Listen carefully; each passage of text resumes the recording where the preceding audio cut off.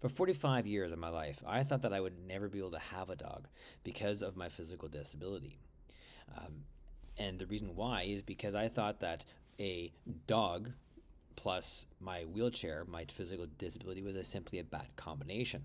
If I wasn't able to look after the dog for whatever reason because of a physical disability issue, then I really shouldn't have a dog. It's like someone who is partially blind and really doesn't have the ability to see the road as clearly as they should. So therefore, they really shouldn't get behind the wheel of a car.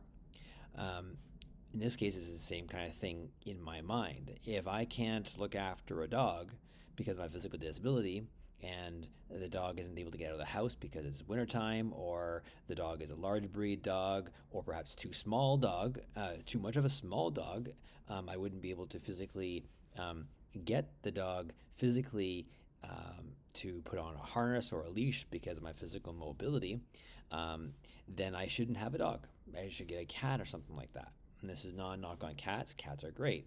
But the point is, I thought that I was not able to have a dog because of my physical disability.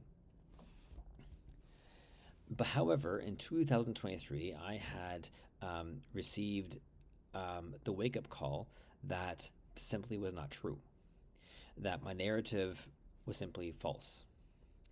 And my lessons that I have learned was that a physical disability is an obstacle. Now, this is something that I've always held to the view in multiple ways in my life, but it was reiterated, I should say, that your disability is not a generalized thing.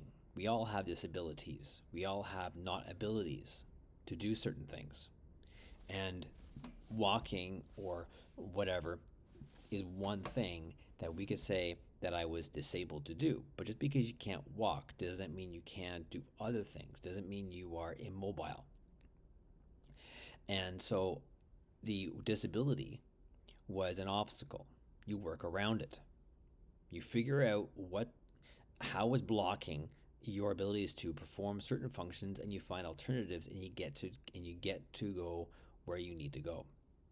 My wheelchair is a tool for dog training that I actually was able to use to be able to help me train my dog. My dog Minion was a very good dog, but he was also very reactive. So I was able to stay stabilized in my chair and use my chair as almost like a blockage sometimes to help me stay in control. As a result, a lack of functional legs, you don't need them. You don't need functional legs. You don't need good eyesight. You don't need those sort of things. They definitely help, yeah. But what you need to be able to train a dog is leadership. What is leadership? Leadership is the act of loving your dog every day, and always directing them. And you don't need legs to direct. You need legs to walk, but you don't need to be able to walk in order to lead.